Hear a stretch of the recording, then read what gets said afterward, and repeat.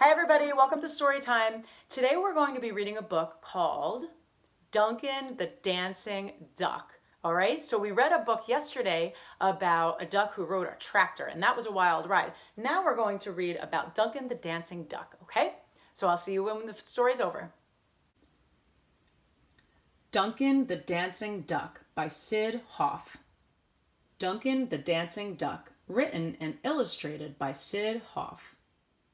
One day, a little duck started dancing in a pond. The other little ducks looked at him and laughed, but their mother didn't think it was funny. "Please, Duncan," she said, "stay in line with your brothers and sisters." But Duncan was having too much fun. He danced out of the pond and all around the farm. The little pigs saw him and stayed in the mud with their mother. The little chickens saw him and just kept going about their business. That didn't stop Duncan. He went dancing into the farmhouse. "Well, well, what do we have here?" asked the farmer. "It looks like a dancing duck," said the farmer's wife. They watched Duncan dance from room to room without bumping into furniture. They watched him dance around the kitchen without breaking a dish. "He's good," said the farmer. "Everybody should see him," said the farmer's wife. They took Duncan to town in their truck. They took him where there were bright lights and people going in to see a show. "Now get out there and do your stuff," said the farmer. Duncan danced on the stage. He danced in the aisles. "Hooray for the dancing duck!" everybody shouted. "He should have national coverage," said the farmer's wife. They took Duncan to a TV station. Duncan danced for the cameras. He appeared on 1,000,000 sets. Duncan became so famous, people chased after him in the streets. They wanted him to sign his name for them. They wanted one of his feathers. There were Duncan fan clubs everywhere, even in the Antarctica. "We love Duncan." The night of the big show business award, crowds of fans lined the streets in Hollywood. They cheered as their favorite stars arrived in limousines. When Duncan arrived in the truck, the fans went wild. "Duncan! Duncan! Duncan!" they shouted. The judges gave Duncan a Golden Duck Award. "Thank you," said Duncan, and he started dancing.